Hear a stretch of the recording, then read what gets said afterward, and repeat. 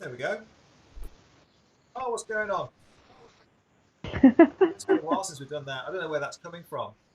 Is that your end of mine? That's mine. Ah, What? schoolboy error. Anyway, welcome to the Do3. I don't even know what we're doing today. Q&A. Coach's Q&A. Q&A. It's not very professional, is it? Are we live? Have I actually pressed the go button? Because last time We are we did this. live. Okay, well, I don't know if that's a good thing or a bad thing. Right, I'm going to zoom out because I've got a really massive head. There we go. Anyway, how are you, Corinne? I'm very well, thank you. How are you? I'm all right. I'm all right. So, do we do some Good introduction? break. Yeah, no, it's yeah, it was good. It was good. Loads of rest. Stayed in bed. Didn't think about work. You know the truth of that. Yeah, right. You know the truth of that. Should we do some introductions? I'll start. Who's watching? We've got someone. Oh, we're live. Pat's telling us we're live, just in case we didn't know. Thanks, Pat. We've got Pat. Well, We I'm. did have a couple of others, but they're gone already. Yeah, they thought, what's this? What the hell's this we're watching? Joe's here as well. Hi, Joe. Hi, Joe. Right, so this is the weekly Q&A that we're doing. Didn't do it last week because I went on holiday. Well, a holiday in my own house, if that counts. So we are here to answer your questions. We've got a couple that we're going to cover. We haven't had a huge amount sent in this week, so we might have to wing it a little bit. But if anyone's watching and you've got any questions that you want us to go through, triathlon related preferably, then we'll have a little bit of a go at see if we can help you out with some of your questions and things. So I'm Dave Knight. I'm the head coach of Do3. If people don't know who we are, we're a triathlon. What are we? An organisation, triathlon coaching outfit. And we have Do3 squad, who are a squad of athletes based in based all over really, but lots of us in the Midlands and things in the UK.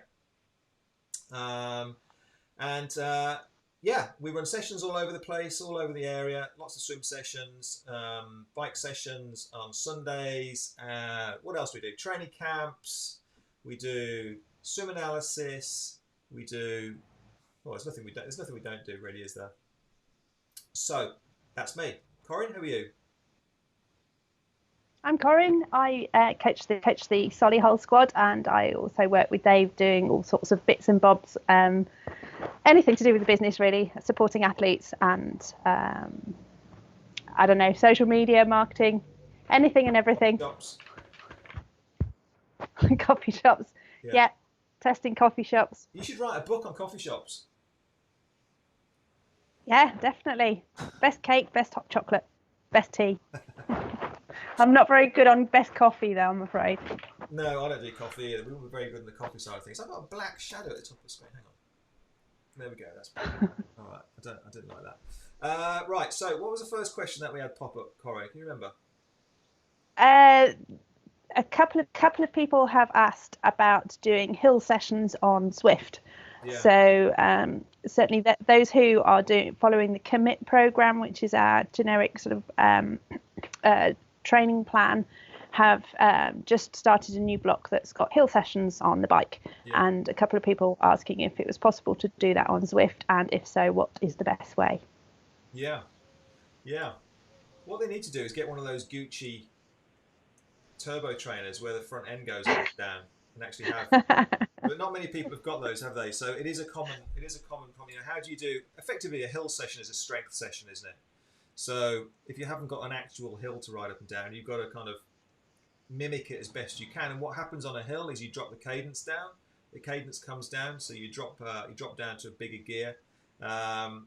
Ideally, particularly for triathlon and TT bike riders, you'd be looking at staying seated for as much of the hill as possible and push out that gear, and kind of almost think about it as your gym session, your strength session in the legs. You push in a low gear, get the cadence down, and really strengthening up those quads and your glutes as you push down on the downstroke of the pedal there.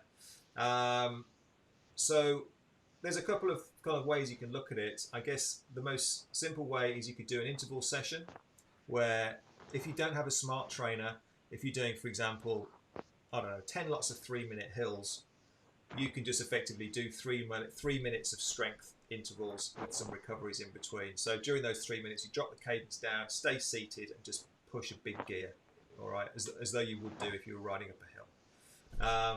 And the other alternative, if you do have a smart trainer on Zwift, for example, you can ride up the hill.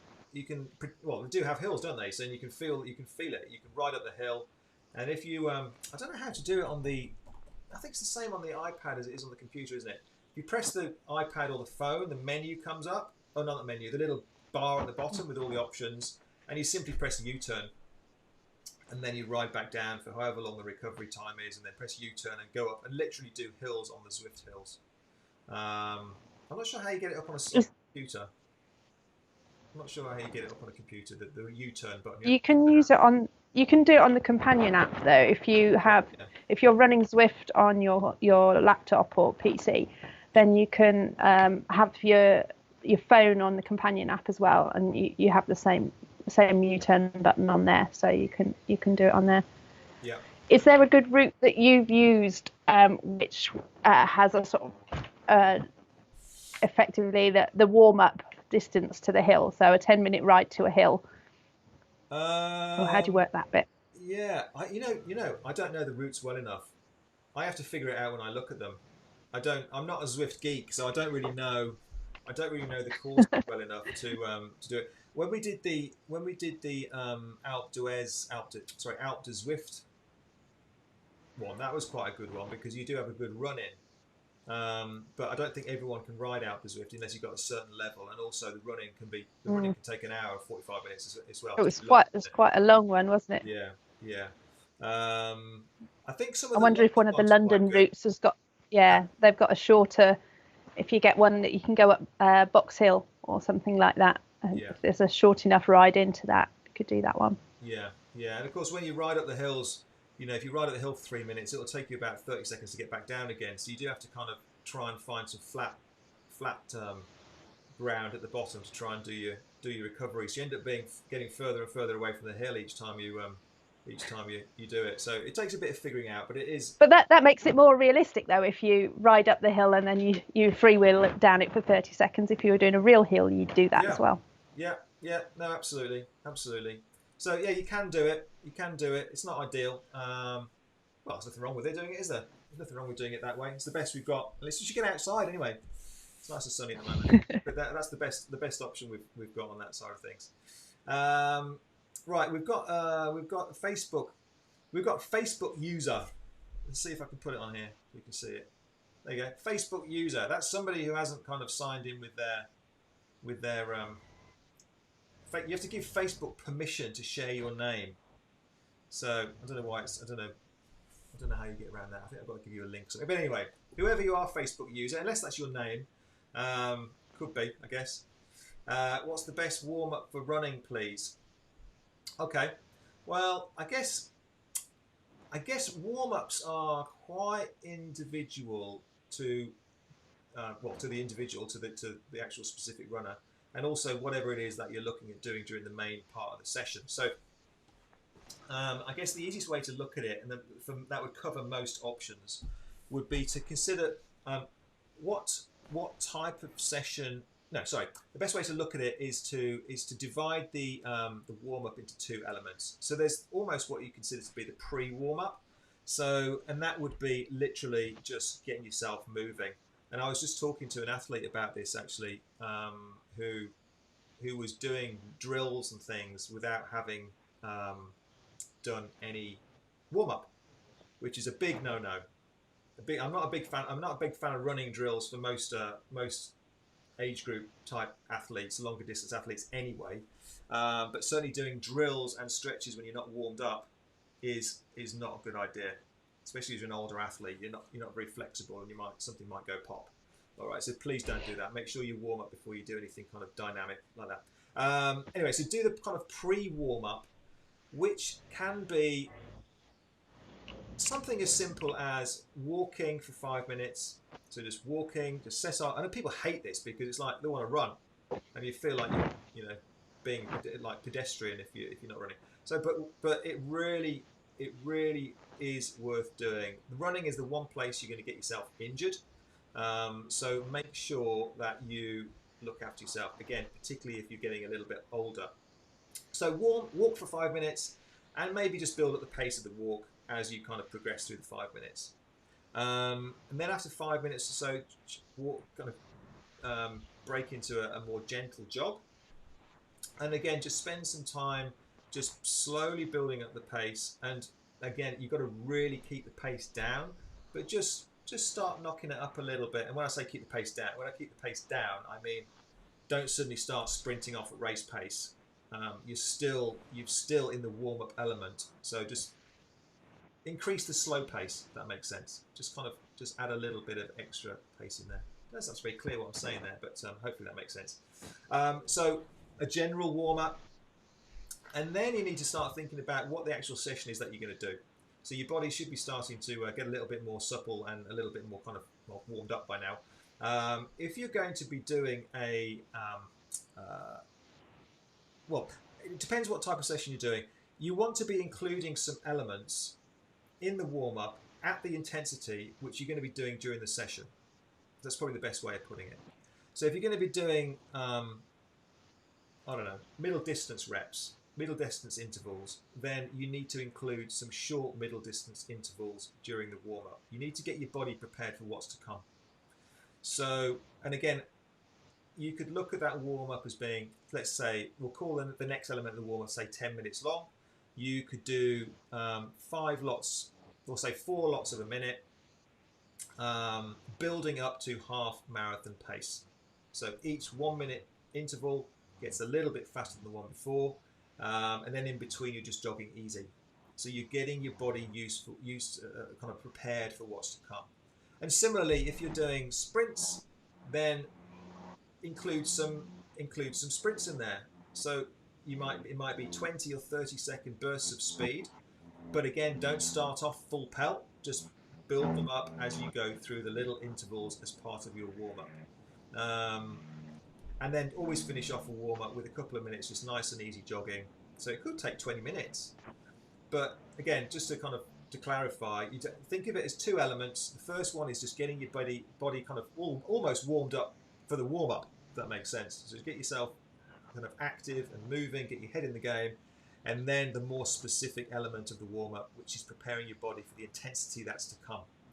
And you do all that because you don't want to be going into the actual main element of the session not prepared, and for your body to kind of almost be shocked by what it's being asked to do. Okay, it's just too risky, and you've got to do whatever you can to try and get yourself prepared for that. All right. I hope that kind of answers your question. And it's kind of individual because if you're a young 16-year-old and you're used to flying around a track, your warm up would be different to somebody who's in their 50s and is an Ironman athlete. That kind of thing. You would do a different type of warm up. So you need to think about what it is that you're trying to achieve.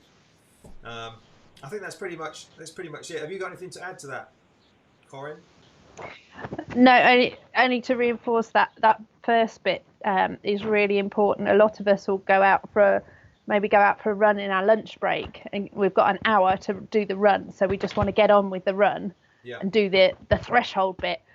But we've been sitting all morning at a desk and not really ready to run. So making sure that being upright for a start and just moving gently, straightening yourself out is important to start off with. Yeah, no, absolutely. yeah. It really is important to take that time. I mean, I always think when I used to do some long runs, I didn't feel like I was into the actual workout until I'd run 5 miles. It would take me that long to feel like I was actually kind of settled down into a rhythm and able to kind of put a decent effort in. It would take absolutely ages. And similarly on the bike, sometimes I don't feel like I'm ready to kind of give it some proper efforts until I've been on the bike for an hour. Obviously obviously time's limited and all that kind of stuff, but you do have to take your time with it. It's really important. Right, so got a question from, put it on the screen there. Try Louise Yoga. We know who Try Louise Yoga is, don't we? That's Louise from the squad. So question, what's the best watch stroke device to measure open water swim distance? Well, so what have we got? We've got the Garmin's. I'm not really aware of anything other than the Garmin's apart from the Form goggles, but they communicate via a Garmin anyway. I think Sunto as well do that's right. do some swim watches as well, don't they? Yeah. I don't, in terms of accuracy, I mean, I try and avoid getting sucked into too much kind of techie, contrary to being a gadget freak, contrary to what people think about me being a big gadget fan. I don't kind of know gadgets in huge detail. So I don't know which watch is better than another watch. All I can say is my experience of the 920, which is the square one, isn't it? The older one now. They've been pretty good. Yeah, that one. They've been pretty good. The accuracy on that's pretty good, isn't it, Corinne? Yeah, I think from my experience in that little test that we did the other day, it's less about what you have and how or where you wear it when you're doing an open water swim. Because I did a swim the other day and I had one watch on my wrist and I had one watch in my toe float, and both Garmin's. One was a 920 and one was a 735, and the accuracy from the one in my toe float, because the watch is permanently above the water level, is considerably better than when the watch is on your wrist, because every time your hand goes in the water, the watch loses signal and has to lose GPS signal and has to get it back again. And so it's getting very intermittent signals, so that the tracking can be all over the place, and half the time it looks like you're swimming on land. But with the route I did the other day, the 735 that was on my wrist had me all over the place, and the 920, which was in my toe float, had a very smooth track around the lake, always stayed in the lake, and looked far more accurate. So if you do use a toe float, put your watch in your toe float, or the other thing you can do is put it in your hat. Obviously you can't then look at it to see how long you've done or anything like that, but I don't know, I certainly don't look at my watch when I'm swimming anyway. So yeah, put it in your hat or your toe float and you get much better accuracy. Yeah. Just had Ian's just popped up actually and said, I don't know this product myself, I'll just put it on the screen there, but the Marlin Playtens with GPS is very good for accurate open water swimming. There you go, there's one to think about. I'm not aware of that particularly myself. I'm aware of the product, but I've never had any experience with it myself. But there we go, is a recommendation from Ian there. And Joe's just ordered one. Joe's just ordered one. Well done, Ian. Let's put you on commission or something for that. That's record purchase time. What else have we got? We had another warm-up one from Pat for swimming. Yeah. Which I imagine is particularly pertinent at the moment if you're open water swimming, getting into cold water. Okay, so I'll pop that on the screen so we can see. On a similar theme, is there something you can do to warm up before swimming? Takes me a while when I get into the water to get it going properly, although getting better. Do you want to answer that one then, Corinne? Again, it's just about getting moving, getting your arms moving, getting your shoulders loosened up. So, I mean, for myself, I just do fairly simple arm circles, starting with sort of shoulder circles forward and backwards, and then just increasing the size of the circles to just mobilize the shoulders. If you also, it's also worth getting your heart rate up a little bit. So maybe before you do all that, just go for a gentle jog to just get your heart rate up a little bit before you get in the water. But I just keep it simple, little jog, and then get shoulders mobilized. You can, if you want to, use some swim bands and just do some of the cord exercises to just activate the muscles. If you want to, just tie them around a railing or around a tree. Some people do that before a race. I don't know. Can you think of anything else, Dave? Before you get into the water, no, you're quite limited. You're quite limited, really. I mean, yeah, you can go for a bit of a jog. You've got to be careful about um, doing too much though, because what you don't want to do is kind of get your legs pumping full of blood and then jump in and asking your arms to do all the work. It's not a major issue, but it's just something if you overdo it. But so a really light, like Corin says, a really light jog will be fine. It is a problem for a lot of races where they don't give you a huge amount of time to get used to, you know, to warm up in the water. It happens quite frequently. Um, And so then quite often you have to get out and get cold again before you yeah, actually go off. yeah. I mean, we practice quite frequently. Practice in the squad there. In fact, all the endurance sessions, we don't do warm up on the endurance sessions because we just kind of they're designed for you to go from the gun and get used to the feeling of having to go for it without warming up, because that's what you'll be faced with quite often in races and things like that. Um, one thing you can do in the water is very often you get people who get in and just kind of think about the cold and they faff about and, you know, fiddle with the goggles and, you know, psych themselves up, and then you're almost kind of getting more cold before you actually start swimming. So, and again, this is only really for experienced swimmers. If you're kind of a novice swimmer, I wouldn't suggest you this. But sometimes, if you're a bit more experienced, you can just get in and get on with it. So the advice really is to get in and take 20 fast strokes. As soon as you're in the water, 20 fast strokes. It'll get you over that kind of initial, you know, the kind of this water is cold thing. Get you over that, and then settle down into a little bit of a rhythm.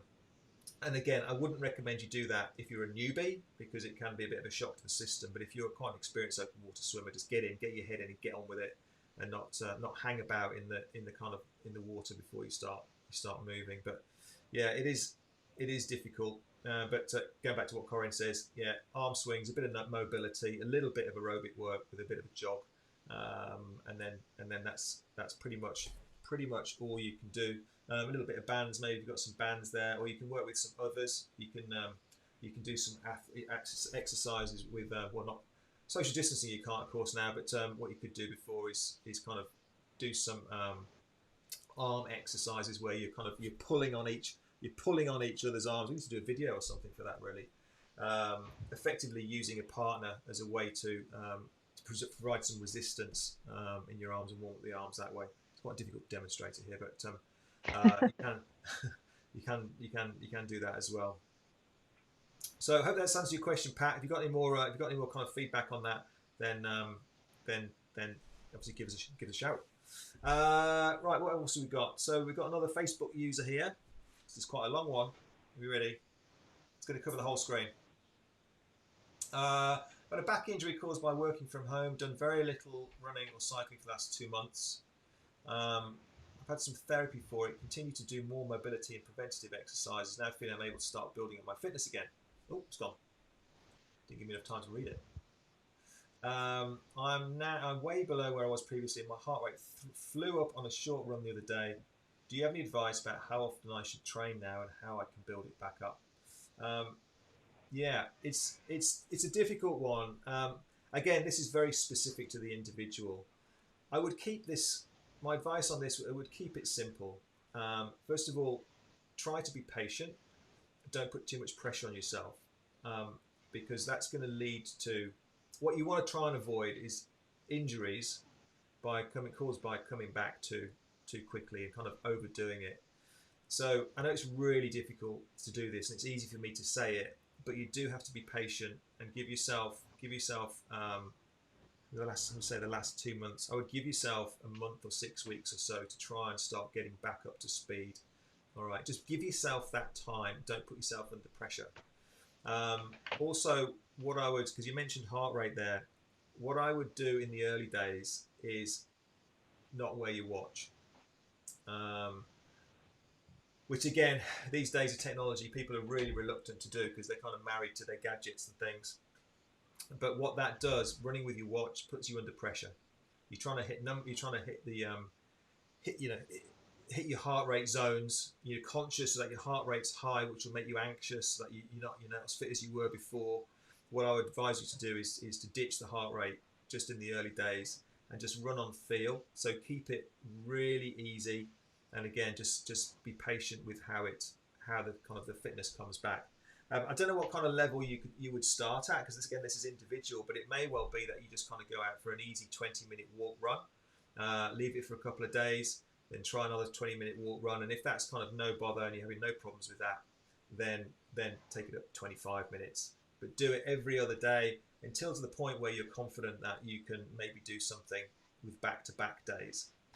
So I don't know, you may well start with 7-day week. You may well do 3 sessions the first week, 4 sessions the second week, so doing things every other day. And then after the 2-week point, have a bit of a review and see if you can just increase the duration of what you're doing a little bit, or do a little bit more running, a little bit less walking, but just give yourself that month to 6 weeks to get back into it. So that's kind of my top tip for you, is patience. Be patient with it, and don't be a slave to your gadget.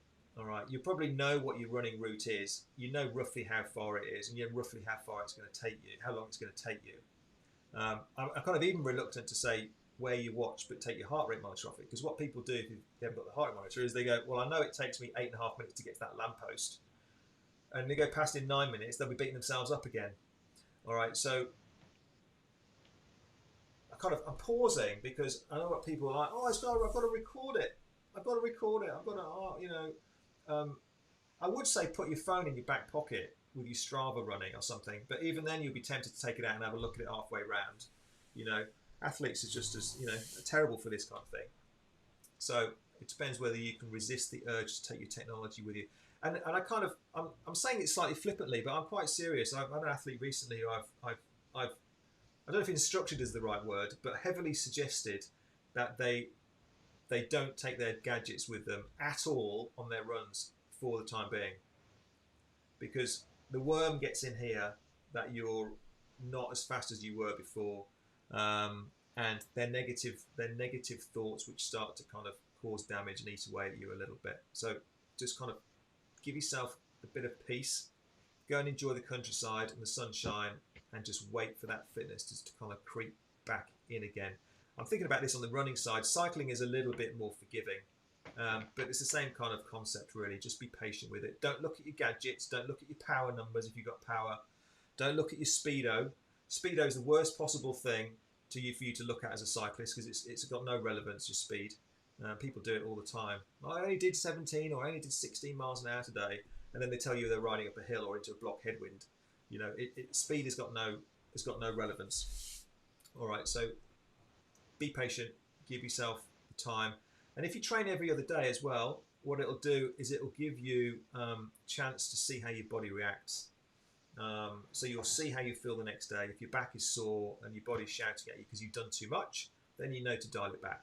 If you just keep on ramping training day after training day, then you'll get caught out before too long. So I hope that kind of, I've waffled on a little bit there, but I hope that makes sense. Have you got any top tips you want to add to that, Corinne?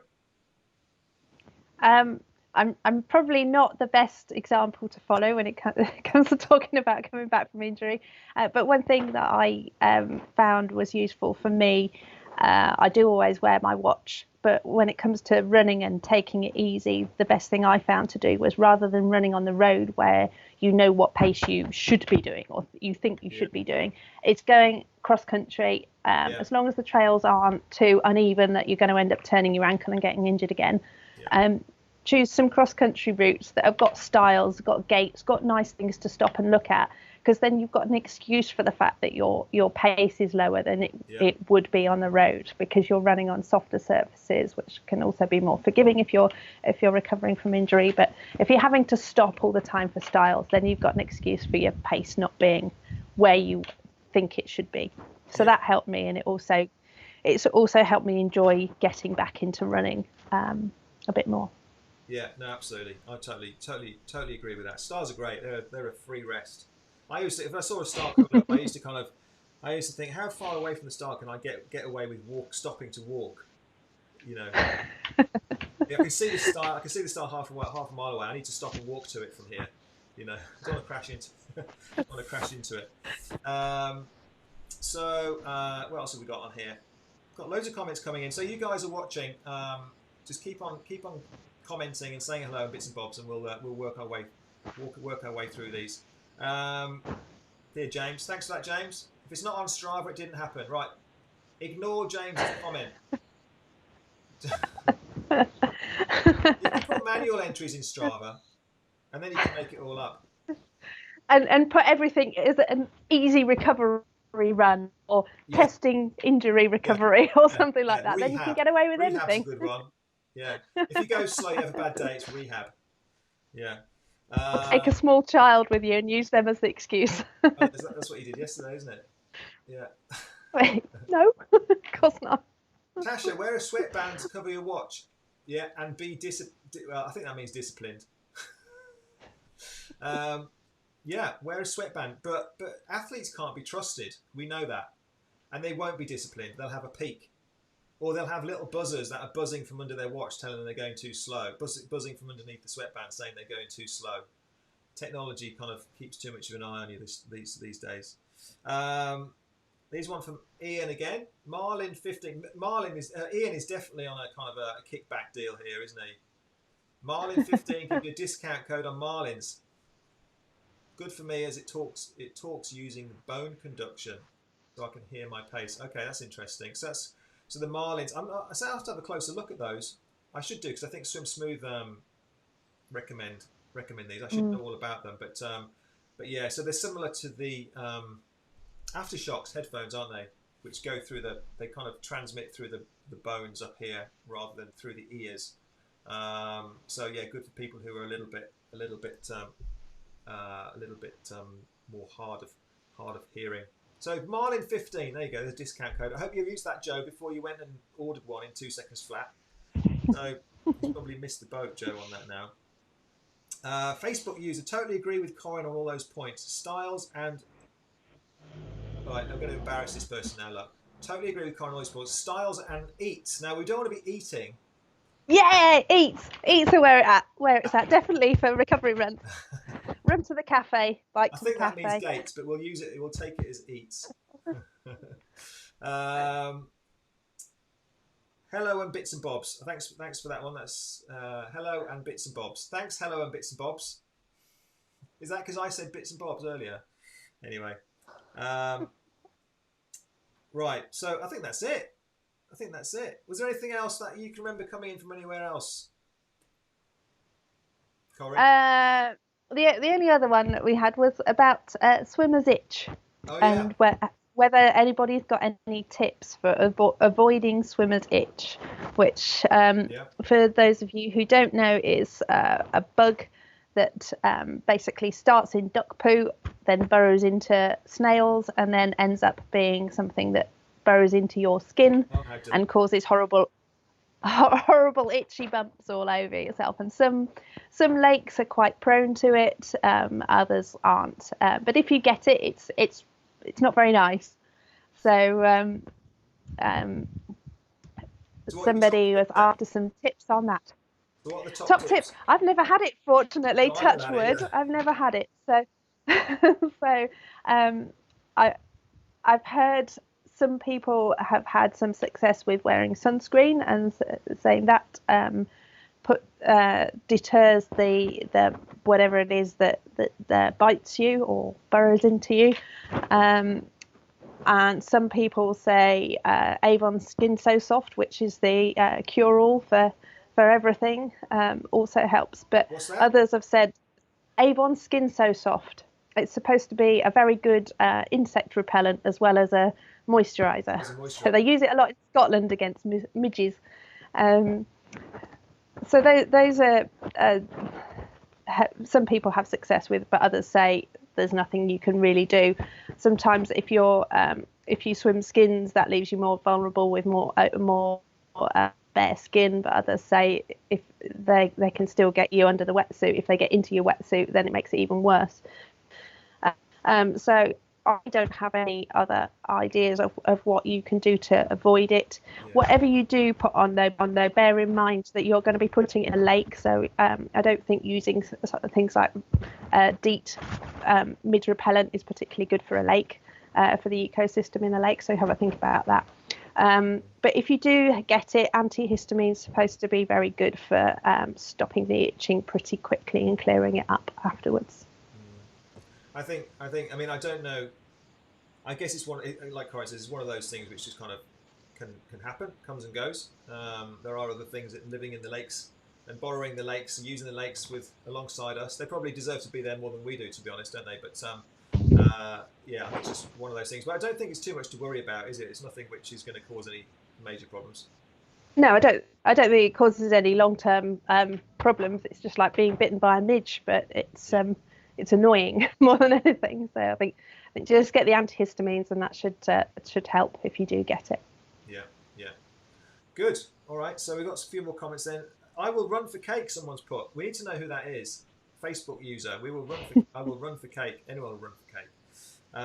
It's great for midges. I think that's the stuff you were talking about. Yeah, Avon skin's so soft. Yeah, and antihistamine after swimming can be good for itches too. Yeah, which is spot on. So I think that's pretty much it. Unless you can think of anything else, Corinne. I think our work here is done. Nope. No. Yep. Okay. All right. Oh, we've got a question now. So we're just about to sign off, and then people send us questions through because they want us to stay on. This is going to turn into a game, isn't it? We just have to sign off every time. Here we go. How do you manage to trim? How would you manage to? I'll put this on the screen here. How do you manage to train for swim, bike, and run with a 40-hour week? I'm struggling. It's difficult. It is difficult. Yeah, it takes. I think very often, that's the best way to explain this. I think very often people try to do too much, put themselves under too much pressure. You've got to be realistic with what you can achieve. If you try and cram in too much training, then the quality of that training very much can be compromised. So be realistic about what you can achieve, and we always say that to athletes. Be realistic about what you can achieve, and also realistic in what the goals what goals you are setting for yourself. Because if you're not, then you kind of set yourself up on a bit of a hiding to nothing. So that's the first bit of advice. And again, it's difficult for people to accept that, but be realistic with what you can achieve. The next thing really is to look at.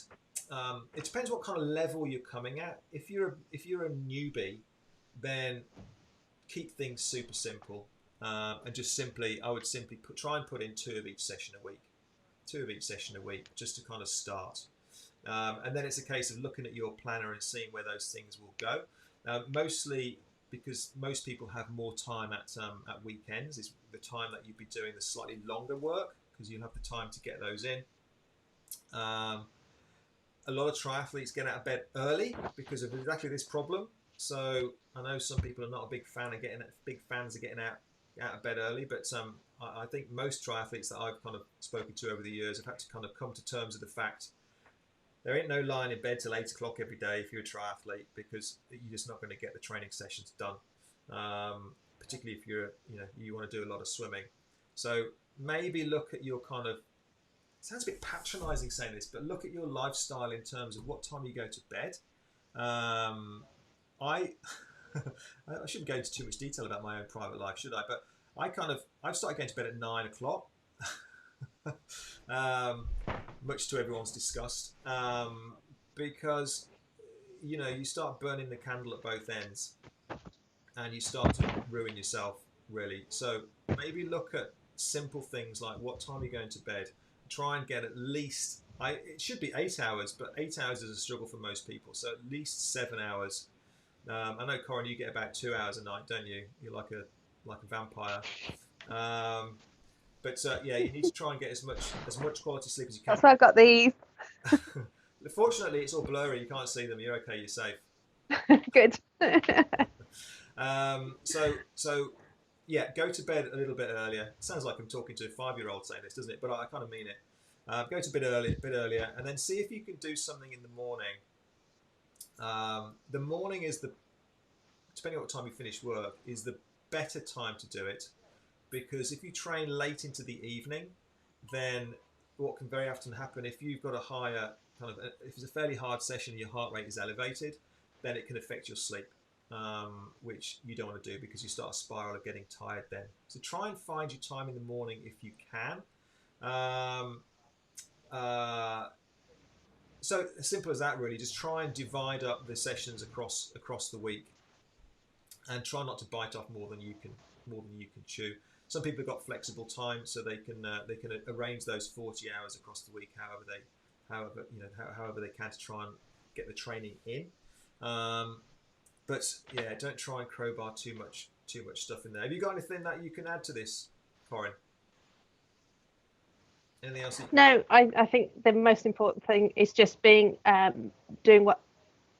sure it's achievable, and give yourself less rather than more to start off with, because otherwise you end up beating yourself up for not fitting everything in, and then it's a downward spiral from there.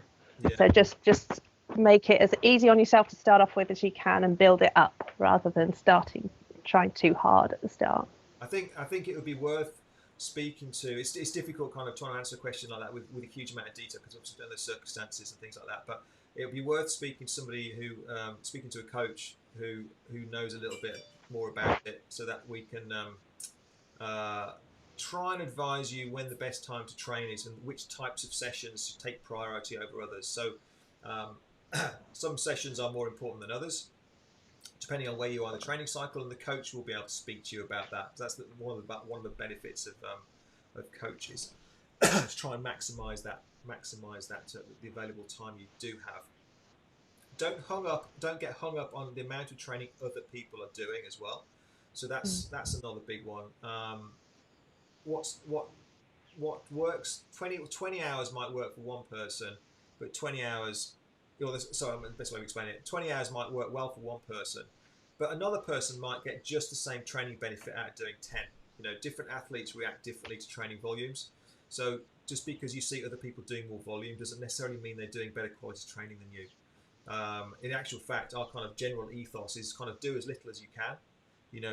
Try and get as much gain as you can from as little work as possible. There's no point working harder than you need to. So hopefully that kind of gives you some food for thought there. If you want to send us a message, send us an email or something, we can have a separate chat to you with a bit more detail offline if you wish. So just drop us a message somewhere, wherever through to us, and we'll have a look at that for you. What else have we We've got a question from Joe on Slack. Yeah. So it would be good to know the reasons for being slower in open water / wetsuit. Legs are not too high and fit seems good. Any other suggestions? Yeah, slower in the water. Well, there's a few things there, isn't there? Let's start the easy one. If you've got the wrong wetsuit on, some people can go slower if they've got the wrong wetsuit. It can happen quite frequently if you're a particularly good swimmer, and you have an excessively buoyant wetsuit. You can actually kind of almost be too buoyant in the water and lose a bit of traction. So that's one thing. Make sure you've got the correct wetsuit for you. Sometimes in the open water, first of all, you've got to lift your head up more frequently to sight, and that can throw the rhythm of your stroke out. So it's something almost, Joe, you'll remember the squad. When we get you back in the pool, we can do some practice of that and have a look at that and see how it's affecting your stroke, or maybe we could do it if we kind of bump into you at an open water lake. But you've got to really try and get into the rhythm of the stroke and build that sighting into the kind of regular frequency. So maybe looking every 6 strokes or every 4 strokes or whatever kind of feel that works for you. And I kind of hope you understand what I mean by that, because every time you look, and also you need to know how to sight in the water. So if you don't know how to sight effectively, it may well be that you're kind of just lifting your head without doing the proper thing, which I'll go through in a second. And it just kind of completely throws the stroke out. So as soon as you lift your head up, your legs will drop, and it'll stop that momentum. So that's really, really important. Okay.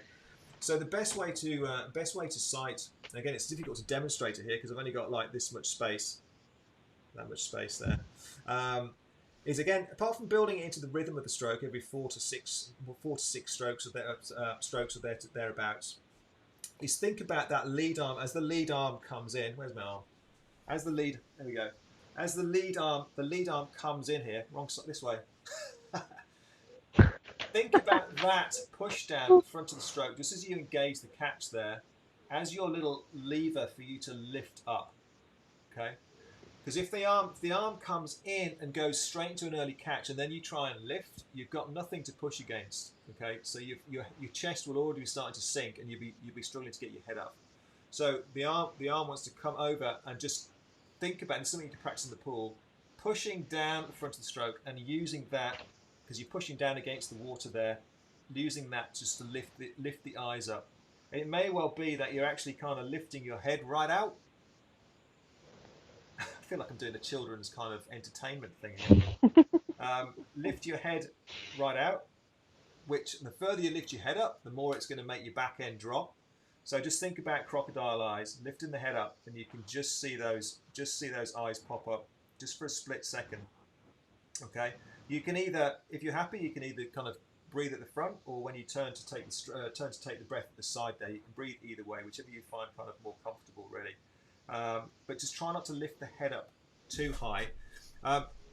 It's quite a difficult one, really, because it's the kind of thing we'd have to have a look at you for. What else could be causing you to go slower? Well, first of all, you might not be swimming in a straight line. Or not first of all, that's kind of third of all, isn't it? If you're swimming a 400 metre lap and it's taking you an extra 2 minutes, it may well be because you're doing 500 metres, which again might come back to your sighting and the frequency of your sighting. Maybe, Joe, if you're still here and watching, I haven't got bored and gone by now, then drop us a message and let us know what you think your sighting's like.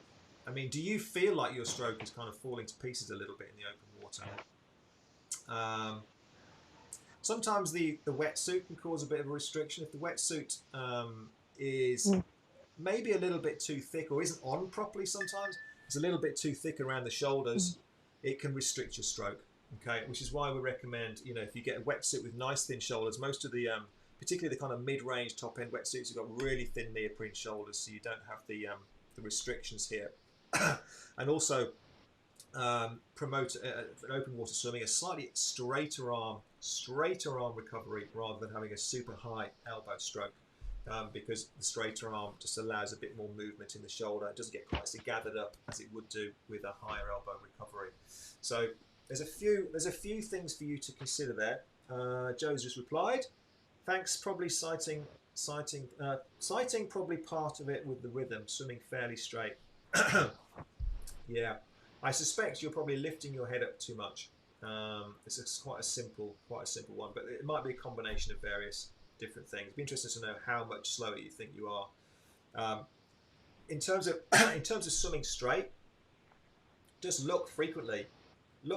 Sometimes, you could be completely off course if you don't sight for 10 strokes or 20 strokes. You could be 90 degrees. Some people. We just do a thing in the pool where we get people to swim with blacked out goggles on, and some of them would hit the end of the 25, like halfway along a 25 metre pool, they'd be hitting the wall. So I probably still am one of these. If you think that you've got a kind of bias to one side, you've got to swim quite. You've got to sight frequently. Sighting is, we can talk all day about this. It's going to be sighting. Sighting is a skill in itself. How to sight. You don't just look for the buoy. Or should we start this from scratch, Corinne? Let's start from scratch. Okay. Before you get in. He says his sighting's all right. He says he's swimming fairly straight. I've gone off on one now though, but I need to kind of finish this off. Before you get in, know the layout of the course. Okay. Have a look at it. Don't just jump in without looking at it. Know the layout of the course. See where the buoys are, where the turn points are. Get yourself in the water.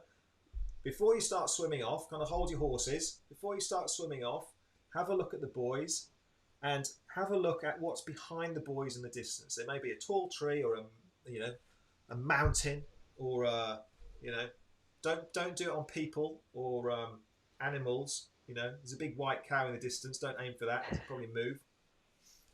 So look for something like a gap in the trees or something like that, and aim for that. And sight frequently. And don't expect to get a full eyeball of whatever it is you're looking at every single time you sight. You can do this thing where you almost kind of just have a quick sight and the next stroke quick sight, and you build up. You get little snapshots, and you build up a picture of what's there. You don't need to get a full sight every single time you look, if that makes sense.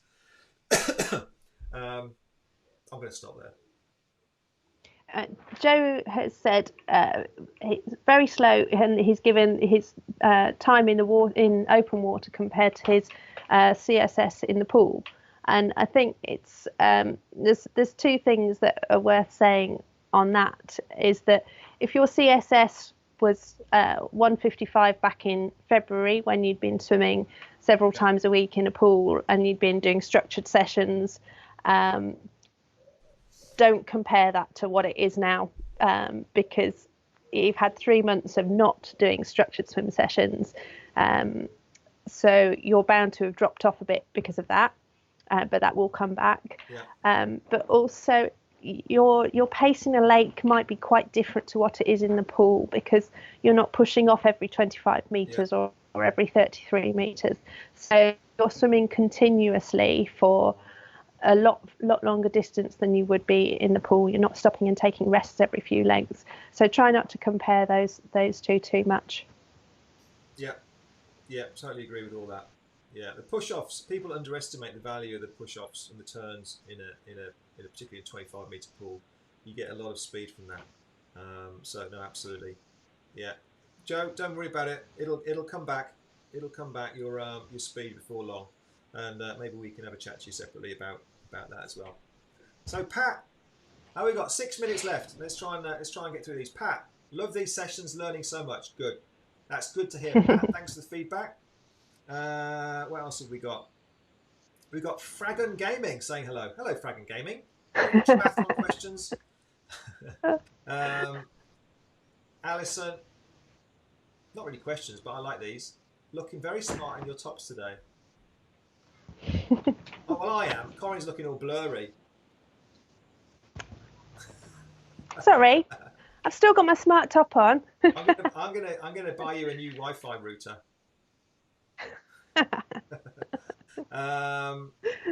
Anyway, apart from that, let's. What else have we got?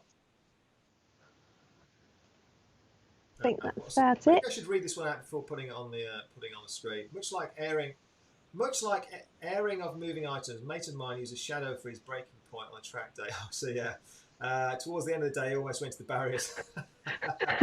Yeah, that's a good one. Yeah, don't use shadows and things that are going to move. Yeah, happens all the time. Things like that. They're kind of classic triathlon stories, aren't they? It's like I've swum towards ducks and swans quite a lot in lakes. That's a kind of a classic one. If you use white buoys, yeah, make sure it's not an animal. Or when they've got yellow swim hats in your wave and yellow buoys, and you're always swimming towards a swim hat. Yeah. Rather than the buoy. Classics. I think that's it. Come on, someone else will pop up with an amazing, like a really convoluted question. Now we're about to go. Got a cup of tea to have. All right. Well, I hope you guys have found that useful. Lots and lots of comments in there today. It was a bit of a slow start, wasn't it? And we had lots and lots in the end, so that was nice. So I hope you found it useful. Again, I say this every week. We do plan on doing this. We do plan on doing this every week, unless the world falls apart, which I guess it could do now. I didn't think the world was going to fall apart this time 4 months ago, and then little did we know it was about to happen. So that's a bit of a miserable thing to say, isn't it? Never mind. Okay. Right, I'm going to go. It's all good. There's light at the end of the tunnel. We're going to be back soon. We're going to be back soon. Yeah. Races are starting to look like they're going to happen after all this season, so that's good. Yeah. And we will get the pools back open soon. Yeah, God. I do feel like we've kind of, when you do some climbing on the hill on Zwift, and you're going up Alp to Zwift, and you just kind of reach the flat bit at the top. I just feel like we're just at the top now. Just at the top. But equally, sometimes when you do mountain climbs, you get to the top and then you go around the corner and you see it still carries on. It's nothing worse than realising you're not quite at the top yet. So hopefully we're at the top. Anyway, okay. Right. I was Dave Knight. I'm going to try one of these kind of snazzy outro things. No, I'm not. Well, thank you very much. Hope you've all found that useful.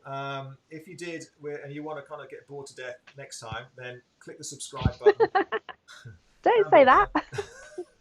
down below. Subscribe button. Press the bell. That's what you say on YouTube, and hopefully you'll come back again at some point in the future. Right. Bye bye. You're gonna say goodbye, Corinne. See you soon. All right. Take care. Thanks, guys. Bye.